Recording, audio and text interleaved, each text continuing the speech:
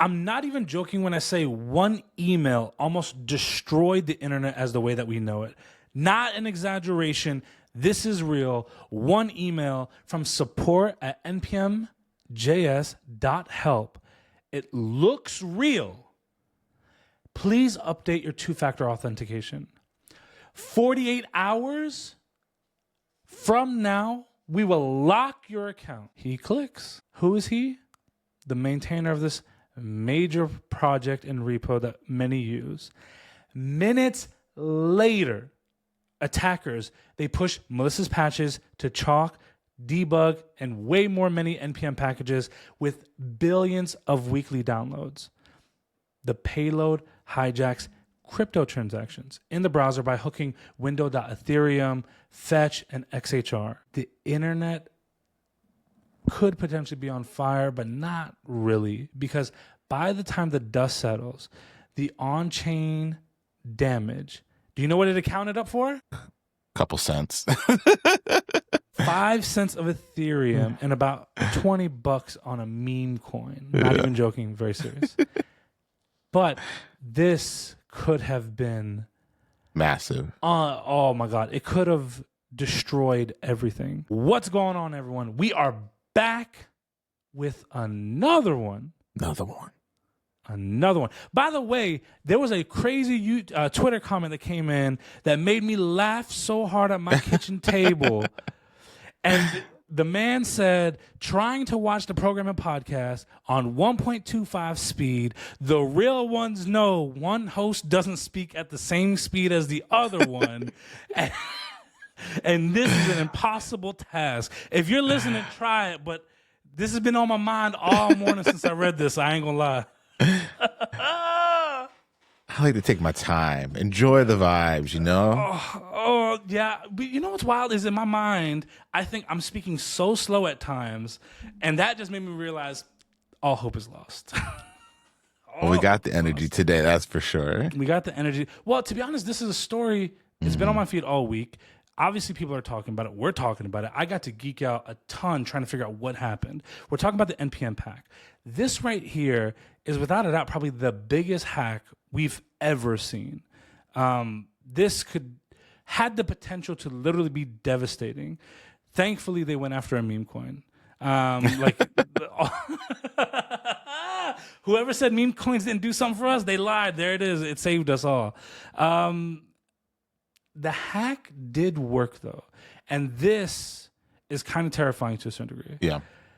Why did the blast radius stay so tiny? Honestly, we're going to cover that. We're covering what happened in the hack. What did people learn about? What are you now going to understand about the hack in total? Who was affected? Why did it happen? We're covering all that today. It's going to be a very information-dense video, but you should be on the other side of this knowing a lot more about the situation as a whole. And what you can do to stay safe, too. I think that's a big piece here from kind of your normal OPSEC in terms of how you're moving through your email, but also when you're looking at the code that you're writing and the things that you're doing, how do you lock your packages, all that fun stuff.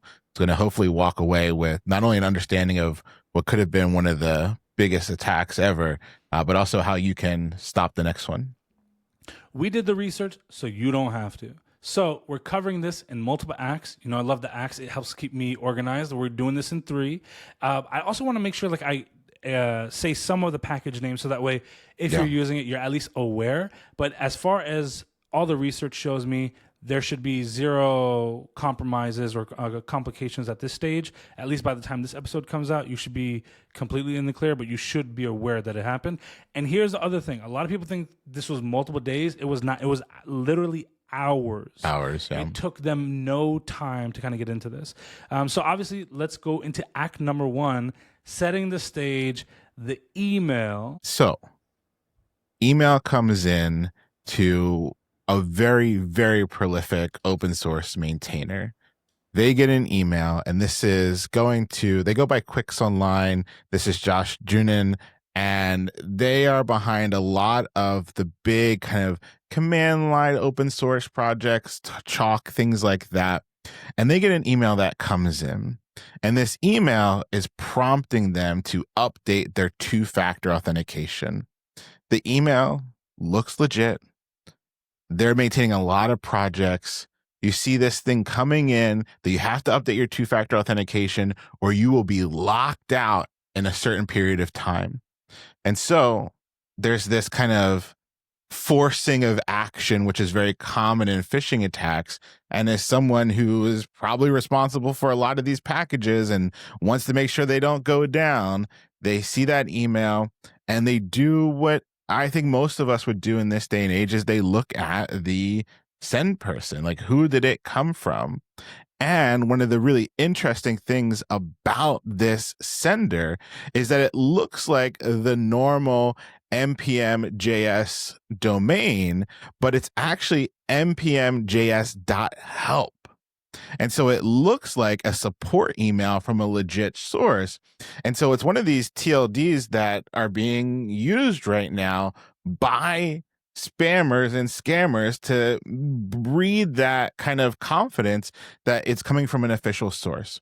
So they check the email. It looks kind of legit. The email looks good. I've seen way worse emails from bigger orgs. And so it looks legit. They click the button. They give their login information. And now these hackers have access to some of the largest npm downloaded registries in the world. Over 2 billion actual weekly downloads now have been handed over to malicious individuals. I think it's worthwhile just to stop and talk about phishing for a second. It's something that's becoming a bigger and bigger deal. A while back, I actually worked on an exhibit for a tech museum on how to stop phishing. And then we put that exhibit inside of a museum.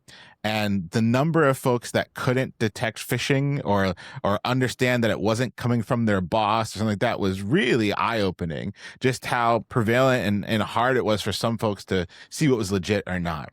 So I think a couple key things here that folks should be aware if you're listening to this podcast is those new TLDs that aren't the .com domains, you have to be careful. They're using .helps. They're using these things that look legitimate, that use the root domain, but don't have the actual TLD at the end. And so whenever you're getting an email, before you click on the stuff, look at the sender. Is that a legitimate email? You can take that email and Google it to see if it comes up on any of the official actual sites that would be around that company. You can hand it off to ChatGPT and say, hey, does this look like an official email from this company? You have to put that extra little bit of diligence in these days. And then before you ever click on a link, you can just hover over it and see where it's redirecting you to. It's often going to be something that doesn't match the domain, that'll look a little sketchy, and that should give you big pause. But with the time sensitive, the high pressure, they're trying to fix things quickly. They're maintaining a lot of projects. It's early in the morning. You click and odd things can happen. Yeah, a lot of people think that phishing attacks just happen to the non-technical. It happens across the board. It plays on a couple of things. It's a lot more psychological than people realize. Of course, there are the very obvious hacks that we know that attack the general public, right? And there are certain psychological things that they do to even filter people out that I've learned. One is they purposefully make spelling mistakes in the emails, because if you're still then replying, you're obviously not going to be one that's easily figuring things out, right? Yeah. Like you may just move past the broad strokes. It's going to be easier to convince you compared to another individual. It's a way that they filter out a lot of people that would automatically deem it as obvious, right? And one prime example, this was years ago. I remember working in the gas station, and one of my coworkers came up to me, and he's like, Dan, I'm trying to figure out if I'm going to stay here or not. And I started checking, like, oh, did you get like a new job offer? Like, you going, like something basic. He's like, Danny, I got an email. I got millions of dollars. And I started really laughing. I'm like, oh, yeah, me too, bro, me too. And then he showed me the email, like he was trying to prove that he was serious. And I said, oh, no, you think this is real? Brother, they're not. Then there's no millions of dollars. Why would they choose you out of 350 million people at random with you never even knowing them or interacting? And this just blew his mind. Like, why are you questioning this? The email is right here. And it took me hours to save this individual from spending thousands of dollars, right? Yeah. Because he genuinely thought like he gives him $2,000, it pays for the shipping of all the money, which is the craziest wild thing that I've ever heard of in my life. Yeah. But it made perfect sense to them because it's the hype of the idea mixed with the opportunity and not wanting to lose it. It's also the reason why I'm so fearful for a lot of these scam job posts, which I didn't understand in the beginning. But so many people are falling for it because it's preying on their hope of getting a job opportunity, and they don't want to lose the opportunity of finally getting something. Yeah, we shared one the other week where they were in the comment section leaving a comment for another person saying, "Hey, I tried to get in touch with you, but I was unsuccessful." So now the person's like being publicly shamed for not having actually responded to a message from a recruiter. And so they it already puts you on tilt. And then they go and see that there's an email that was very famous company -usa.com. So it looks like it's just like the US branch of a very popular company that you should be reaching out to send an email to, but it was a spam message. So that like pulling on the heartstrings. And the other thing too about this specific one was that the same emails were getting sent to a lot of the maintainers. So this was targeted. They were like, they knew the vector they were going after. They knew they were trying to get maintainers that had high downloads, and they sent those messages, and a bunch of folks got it. You just got to have the right person at the right time. The other big one that I always think about is Linus Media Group. They have one of the biggest kind of conglomeration of YouTube channels, and there's like video of like Linus running down to their computer like at nighttime because he thinks that their YouTube channel's getting taken down. There's something that they pulled on the right string, and as someone who manages probably a lot of channels, that's something that they fear a lot. The DMC takedowns, their channel getting more strikes, and that would blow up their whole business. And so they hit them with the right message at the right time to pull in the right fear, and you get the result you want. And this time, clicks clicked, and then everything started to kind of break loose very, very, very quickly. So let's kind of get into what actually happened when the email was accepted and interacted with. So there's going to be a lot of technical things here, obviously, because this is a developer-focused podcast, right? You should understand what basically happened on a technical side of things. So what really happened was in the basic explanation, right? And then we'll kind of dig into the details. Yeah. Once the two-factor reset was interacted with, it immediately started sending in patches for a lot of these bigger npm packages. So one way that it did it was it implanted things on the browser side, right? So it was a JavaScript injected malware, browser side JavaScript, and which is commonly known as like a wallet drainer. So it would get in there by using a term that is called monkey patching. So it basically attaches itself to very low-level web APIs, and it's intercepting the networking calls by wrapping the fetch and XML HTTP requests and hooking crypto wallet interfaces like window.ethereum. So it's grabbing it mid-call, essentially. So it's not allowing the call to fully go through without itself attaching to it. And it's used also by like things like MetaMask and similar objects from like Solana and other chains that regularly use it. This also allows it to monitor like all of the web traffic and the crypto API calls that are being made by every application that it's being attached to. So this is huge, right? And the malware, it's also watching for like the network responses and specific function calls. This is like a very big one.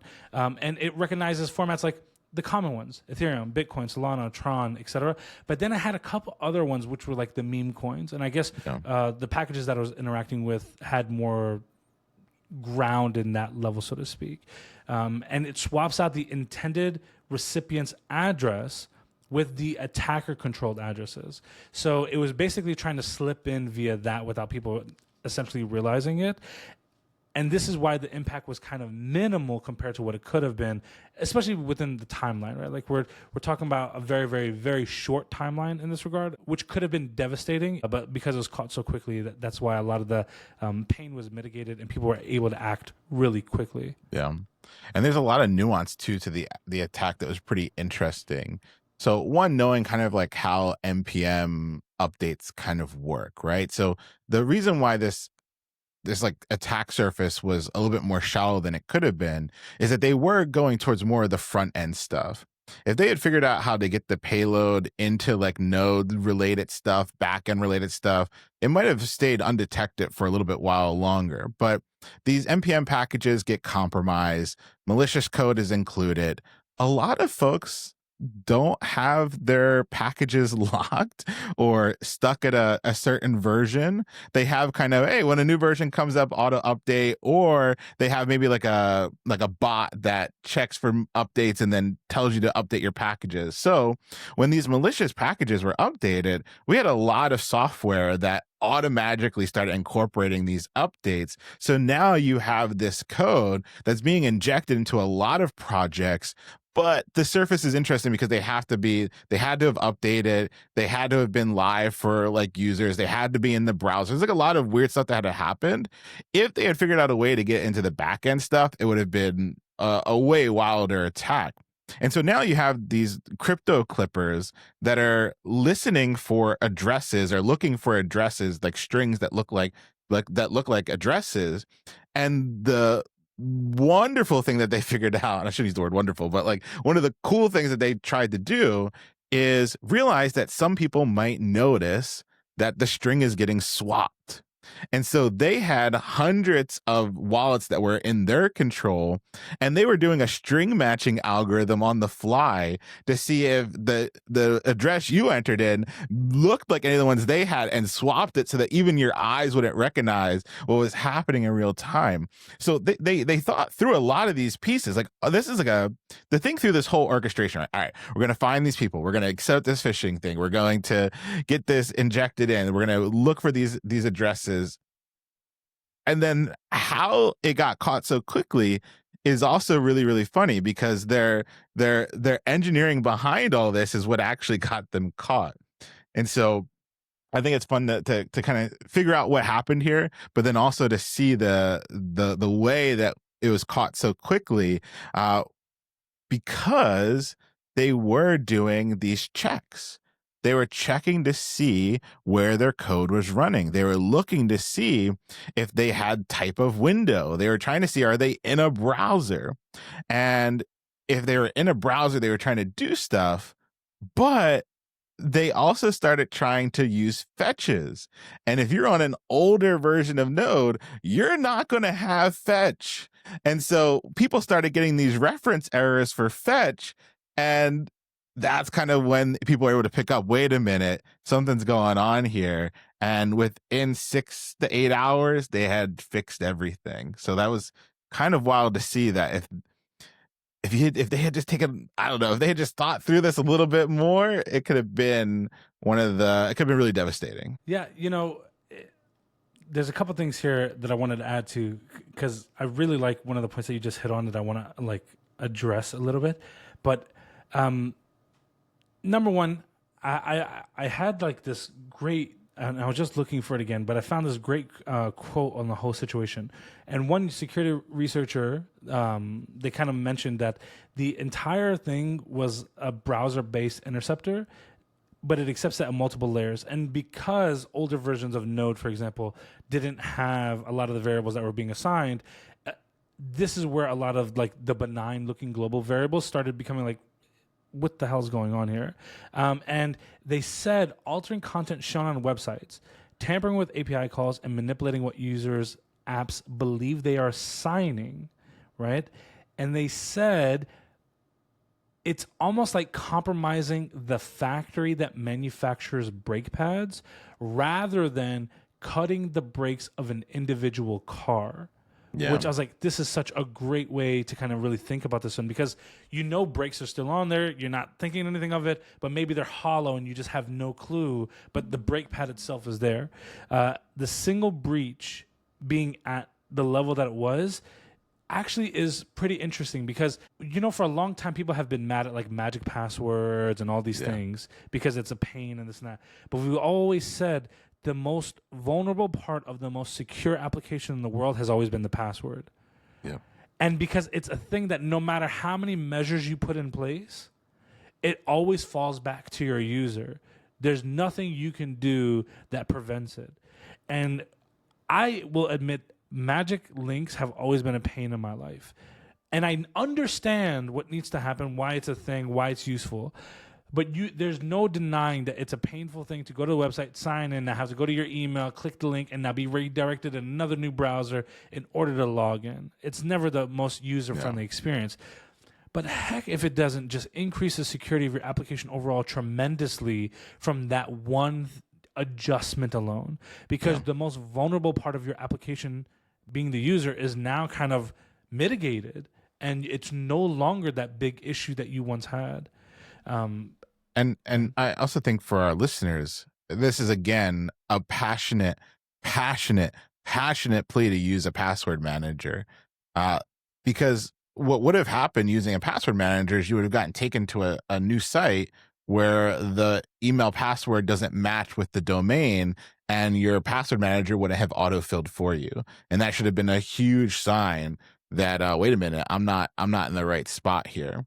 And so I think is when we eventually will get to talking about like things we could do and what the problems with the larger ecosystem are. But if you're listening to this, please use a password manager at this point. Yeah, because I'll be honest, I'm a big fan of very long passwords, and password managers has been the best way to do that and handle that. And so I think then again, the most vulnerable part of your password manager is the master password that you're using to log in with, right? So you just need to kind of always be aware of that. But I'll be honest, all my passwords at this point are like very long sentences. Some make absolutely no sense at all. Some are very sensical, so it's easy to remember.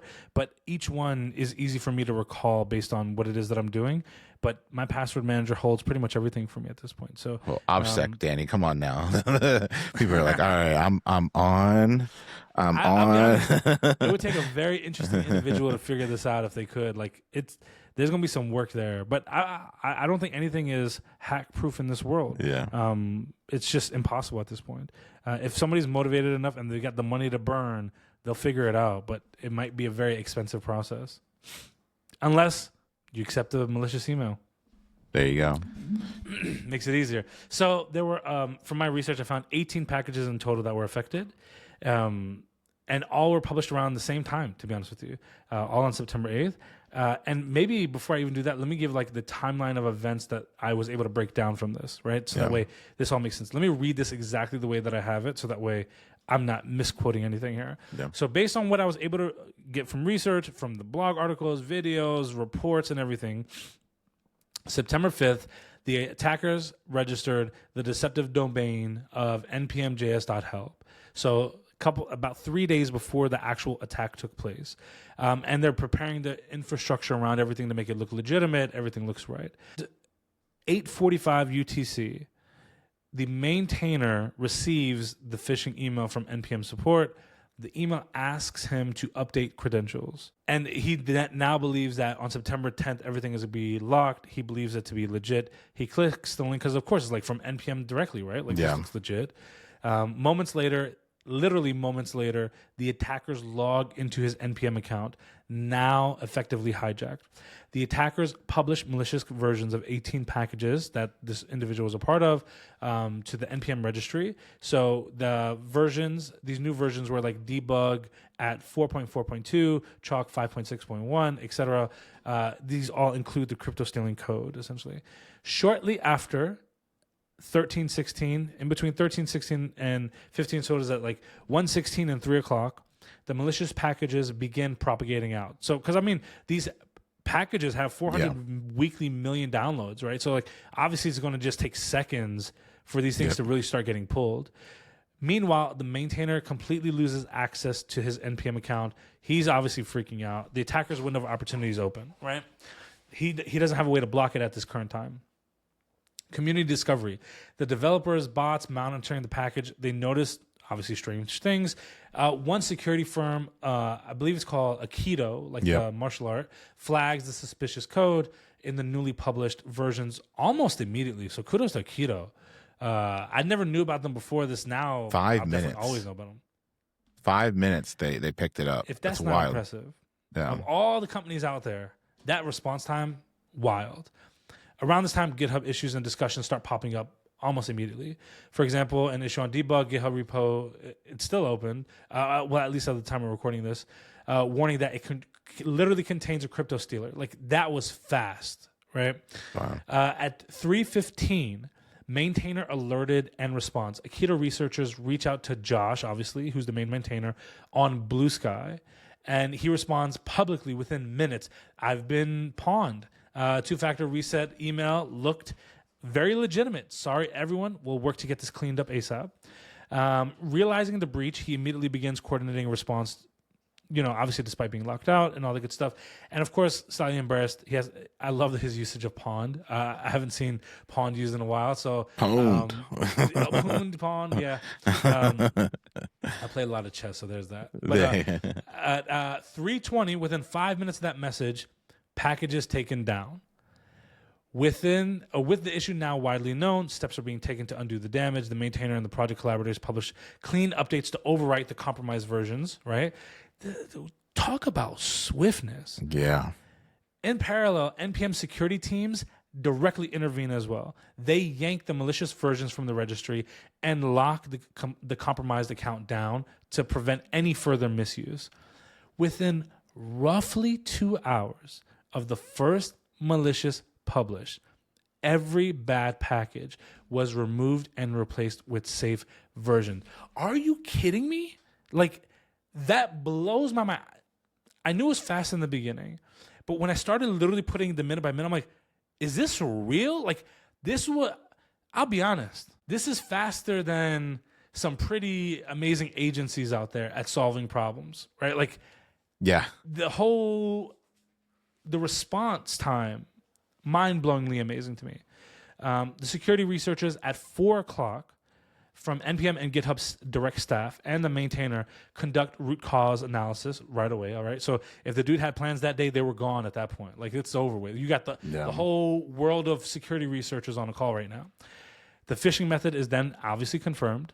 The domain and email details are documented, obviously. The list of affected packages were, of course, documented as well. And based on what I saw over the course of the rest of the day and maybe even potentially beginning of the next day, the researchers then discover related compromises of DuckDB maintainer accounts and others that may have fallen for similar situations. And they immediately move to remedy them as well. But of course, it seems like some of those were not as widely affected, maybe because the packages didn't have as much activity, whatever it may have been, I don't know. Between September 9th and 12th, obviously disclosures, community updates, all that good stuff, the egg on my face kind of situation, wiping it off. I don't think anyone can really blame him. It was such a well-orchestrated and effective move that I can't see anyone as a whole really like just judging this dude to the hardest degree. Of course, there's going to be like, guess who's getting a phishing training email coming up soon? But I also find it interesting that the way that they orchestrated their solution, for a fact they were only really targeting the Web3 crypto space. They weren't really targeting anybody else besides that, because I think they know that there's a higher likelihood of them actually succeeding and getting away with it. But can you imagine all the effort to put in to get away with pennies? I'd be mad at myself at that point. Yeah, it's there's a couple of big things here, right? I know people are going to look at this and be like, NPM, everything has to change.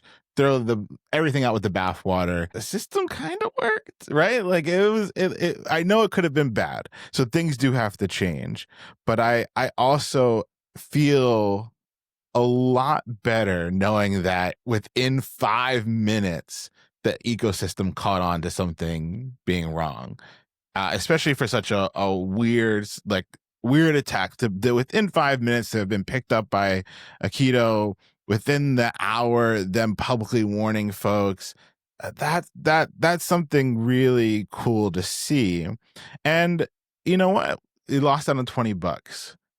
This is kind of what the shake that the community needs every once in a while. And sometimes the shake is you pay a lot more. So for everyone to be conscious of this, all the big maintainers to have heard about this, to really put like the fear into everybody's brain that this is a possible vector, and it only costs us $20. I'll take that every single day of the week. And so I'm sad that it happened, but I'm happy that it happened. It showed some of the resiliency of the open source community and the ability to solve these things very, very quickly. And we're going to be better for it. And we'll talk a lot about like ways that probably a lot of this stuff could be mitigated, or things that could change to make this ecosystem better, and things that we could individually do to make this better. But to see a 5-minute response time, I'm very, very happy with that. Yeah, I can't imagine a better way of even handling that. I mean, it's just, even reading it the first time and logging all the times, I was like, that's pretty incredible. I still feel the same way, because how many companies have been hacked to where hours went by and nobody noticed anything? Like, it's just really, really good. And the crazy part too is like, and this was one of the quotes that I even read. Let me read it directly instead of just trying to surmise it. The crazy part is they compromised billions of websites and apps just to target a couple of cryptocurrency things. This was a literal supply chain attack, and it could have easily been something significantly worse than crypto harvesting. And that's by Philippe. I hope I don't pronounce your name incorrectly, but I feel like you deserve the accolades for this, because you basically summarize what I felt. Cartagli, security expert from Kreb on security, is where I saw that quote when I was reading about it yesterday. So I wanted to put that in there. Developers, make sure you're monitoring your dependency changes. Developers that are consuming packages or using it, you should really be keeping a very healthy look on that, and make sure you're just not installing for the sake of installing all the time. If anything, this kind of showed us we should keep a watchful eye on it, but I am pretty impressed by knowing that if I am installing something and they didn't catch it within 5 minutes, we're probably safe. Yeah. Yeah, I mean, since we're talking about it, pin your versions. A lot of times we're not pinning versions. We're not keeping like our lock files the way they should be. And so have good lock files, pin your versions. You don't need to have every single time a package updates that you have to immediately go get that update. And so I think pinned versions would stop or slow down a lot of this stuff. You can do things even like npm audit to make sure that the things that are in your dependencies are fine. Like there are little things like that that can really, really help. And then I think the really big thing, especially in the JavaScript ecosystem, is our over reliance on dependencies. We live in a world with is even, and if we could figure out a way to reduce the total number of dependencies in our projects, it would go a long way in slowing down these types of attacks. Because what happens is one of these root things gets compromised, then everything that sits on top of that gets compromised, everything on top of that gets compromised. And so these things have a way of filtering out throughout the entire ecosystem because of the way that we overutilize some of these even smaller packages in terms of their impact in our code base. And one extra thing that because I've felt like I've seen this a couple times, especially on like Twitter and stuff, where people were saying like any machine with debug or chalk install is fully compromised. I just want to get that out of the way. That isn't true. Even at the time of the attack, it wasn't true. Even before they removed it all, it wasn't true, because it was isolated to the browser level. So anything that had it down to the application level, not accurate that it was fully compromised. There's definitely nuance here, obviously, but I don't think you should have any fear on any files if you had those packages installed. I just don't see it. And of course, the other thing that I keep seeing is billions of downloads affected. It wasn't downloaded billions of times. It was attacking packages that may overly add to the value of billions, but billions of accounts itself, or billions of actual machines, were not affected or downloaded within that time period. Yeah, high potential, right? Like the one package, like chalk, we use it, but like is arrayish is probably going to be the bigger vector here, right? And so, but it also takes the apps that are compromised updating to that package. And so that's why a lot of these little things really, really add up. And even where like, I think long-term AI has a really good place here, because we should already be using things like Dependabot to check kind of these little pieces, but I could see even like larger I want to say, yeah, dependency scanning, but also just code scanning in general, and being aware of these different threats. Like, I can see over time that becoming a bigger piece of all of this as well. Yeah, and I want to give kudos to all, at least from what I saw in my research. I'm sure there's more, but it seemed like these were the core tools, teams, and companies that responded right away from what it seemed like, at least from what I saw. Aikido Security, I believe is the name, if I'm not mistaken. Aikido Security is definitely number one. They were the first ones to report on it from everything that I saw. I didn't see anything different there. Number two, which seemed like they responded almost right after them, pretty fast, Vercel. Vercel not only responded right away, they prevented code from being pushed up and deployed that they noticed had it in there. Wow. And from what I saw, it was about 70 teams and 76 projects that were affected that Vercel caught. Bro, I'm obviously somewhat pro Vercel because they have kept the Commit Your Code website alive because we've been getting hit by bot. I'm not even joking. The number of bot attacks that Vercel has thwarted for us, I don't know what kind of budget I would have had to have for a security team to help us out at this point. It's mind-blowing to me how much they've stopped. So That's just wild. off of that alone, kudos to them because I don't know what we'd be doing besides this. Probably some I don't know. But kudos to them for that, for real. But to catch 76 projects in such a short period of time and prevent them from deploying when they tried to deploy. Yeah. They were actively deploying and Vercel caught it, stopped it, and did not let it go through. They also, based on the security releases that I saw, purged their build caches to make sure that anything that had it was there. They released an entire incident report as well, which is where I'm getting a lot of this info at.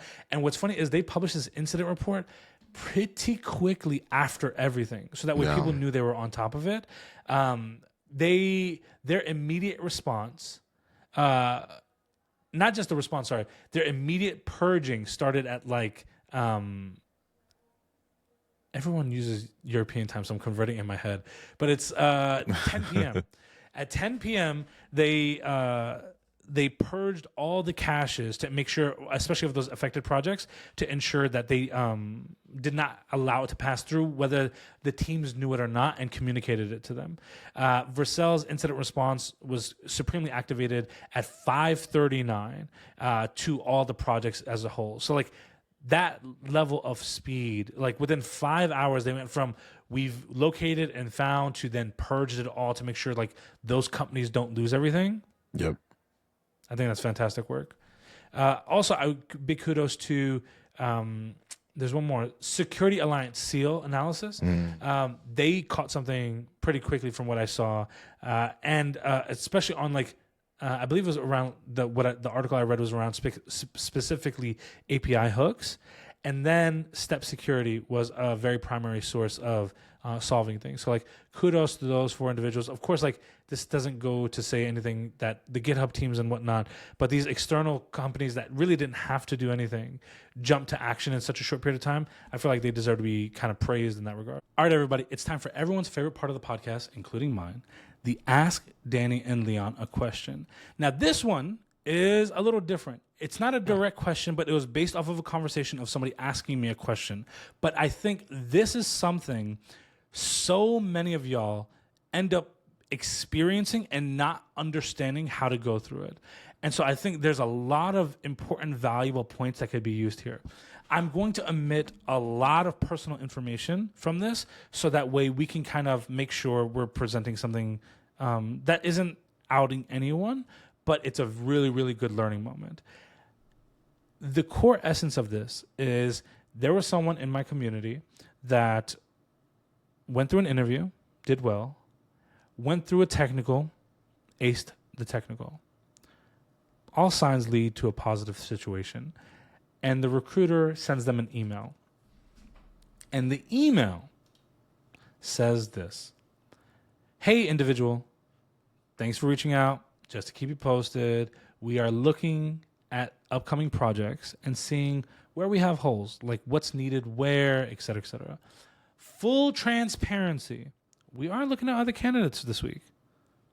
Good news is I understand that you did well on the exercise. please be patient if you can for a bit. We will be in touch very shortly, which I think, there's a lot in that email, whether if you're reading between the lines, at least to me. Yep. Maybe I'm overthinking it. Maybe I'm not. I don't know. We'll find out in a second. And they responded with this. Thank you so much for the detailed technical interview, for the position that I was going for. I enjoyed working through whatever problems that they discuss in here, and demonstrated, et cetera, et cetera. I appreciate the opportunity that you're giving me to walk through my approaches and really discuss things with you. I want to thank you so much for your time that you gave me to speak with me, to spend time with me, and facilitating this thorough interview process. Your insights about the company and the role have been great. And it's been great at helping me understand how I can contribute to your company's success. I'm very interested in moving forward and would appreciate any updates you may have for next steps, timelines, and please thank you for your continued consideration of me as a candidate. Oh, it hurts. It hurts. It hurts because I know people listen to that email. They're like, great email. And then it's not. It's not. It's really, really not.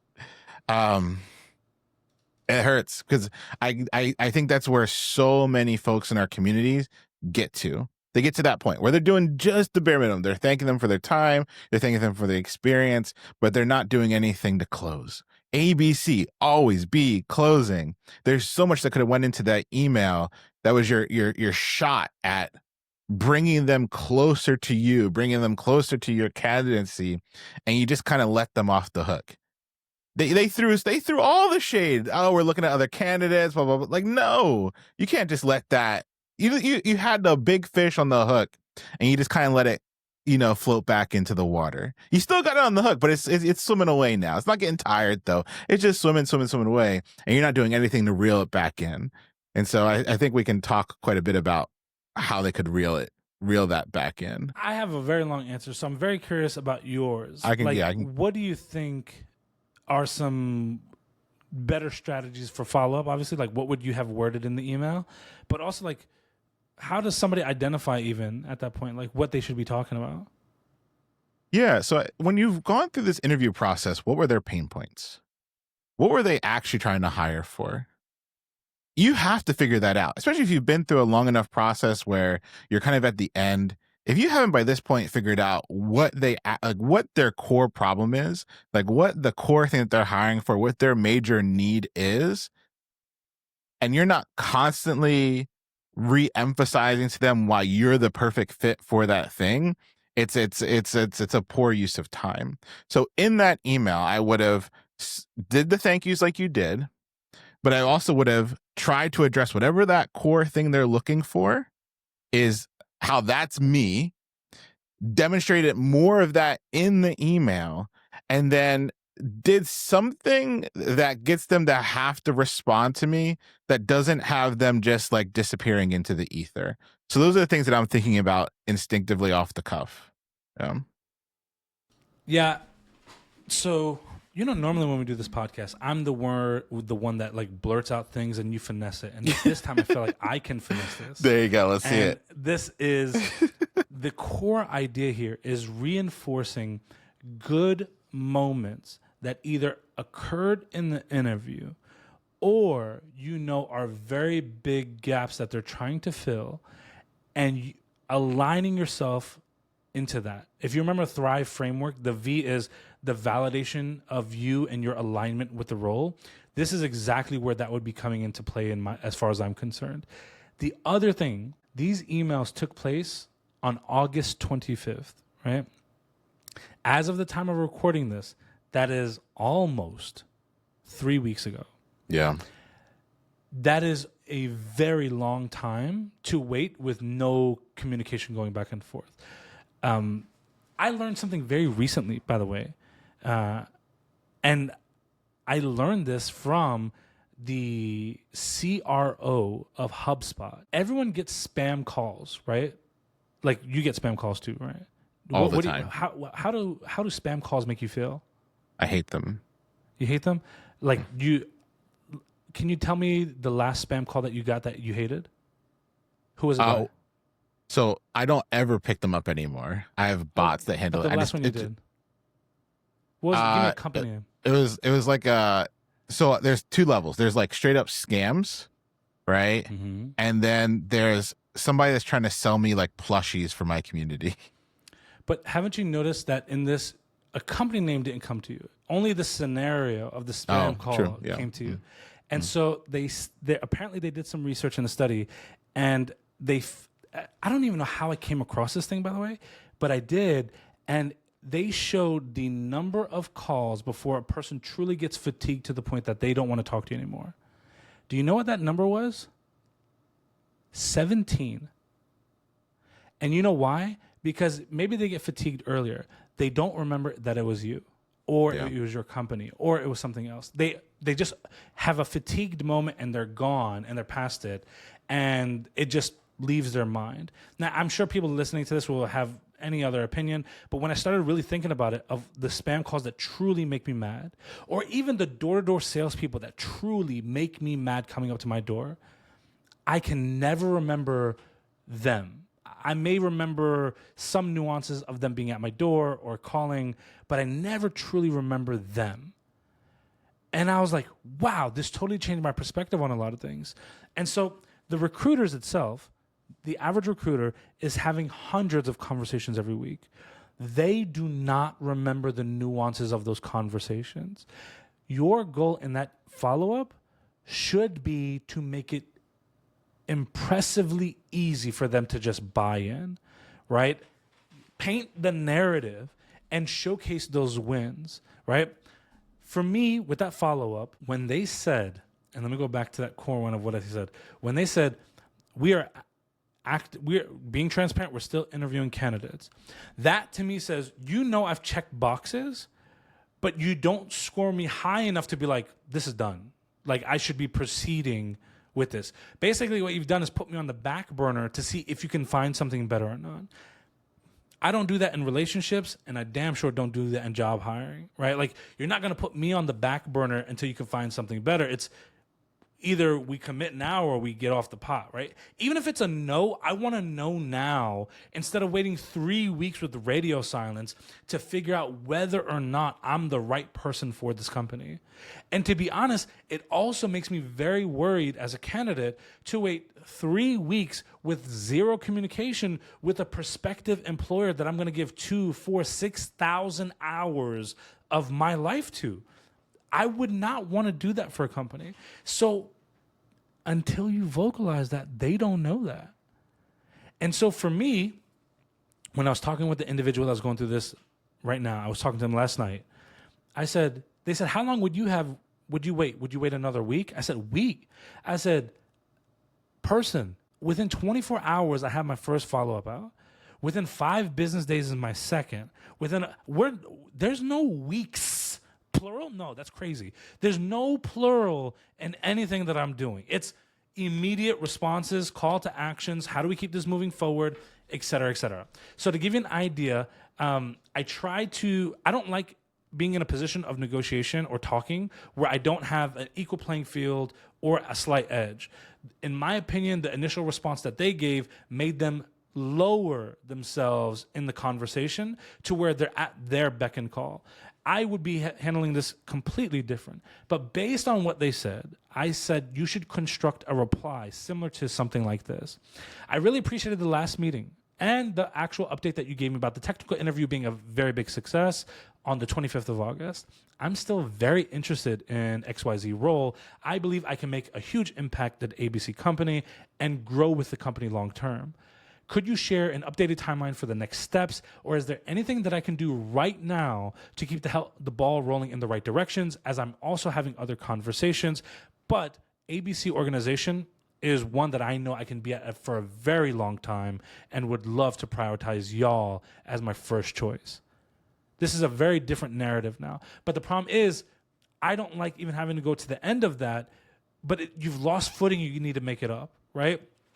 The way I would have handled it immediately when I read that message, thank you so much for the transparency. I love being transparent as well. Obviously, everyone is having conversations, but I love what ABC organization is doing, especially because in the interview process, I was able to find out this point, I know you're currently hiring for the gap of software engineer with heavy emphasis in Spring Boot and microservices. Microservices has been something that I've done for years, and I know this is a problem that I can solve efficiently and really make impact that not only helps the company, but really helps us push the needle going forward. What can I do right now on my end to keep this ball moving forward?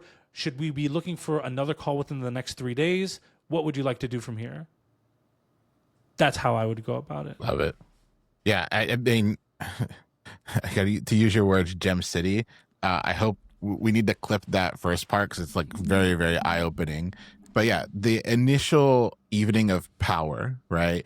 Hey, we're interviewing other candidates. Great. I'm also talking to other companies. But don't do it disrespectfully. Like, oh, yeah, we're all doing this. Like, we know the dance is being played, but you all are my number one, right? Like, you always want to so many people kind of will try and even out the power, but then they don't reinforce that that company's special, or that you don't want them to feel like you're just going to walk to one of the other companies. You want them to feel like if given the opportunity, you'll say yes. Because that's a big fear right now with recruiters and hiring teams, is that they'll take the candidate they know will say yes. And so you want to make sure that they don't ever feel that type of way. But then realizing, and I hope everyone listened to that first part of what Danny was saying, like, you need to internalize this. We have big main character energy where we feel like the world really remembers every interaction that we're having, but you're one interaction out of many that recruiter is having. Even if you stumble, you mess up, you send the wrong thing, they're not going home and talking about you over the dinner table. You're a blip in the hundreds of other people that they're communicating with. And so you got to get over this fear of sending the wrong message. You just got to get the numbers up, because even if you mess up the first 5, it's 17 before they get fatigued from you. So when you're sending 1 or 2 emails over a month-long period, what are you doing? You got to get those numbers up. Yeah, and I will say a couple things. For Commit Your Code, for example, we have 125-ish speakers, right? Every speaker has had some unique need, request, update, whatever it may be. Just on those 125, and that's not 125 conversations a week, mind you.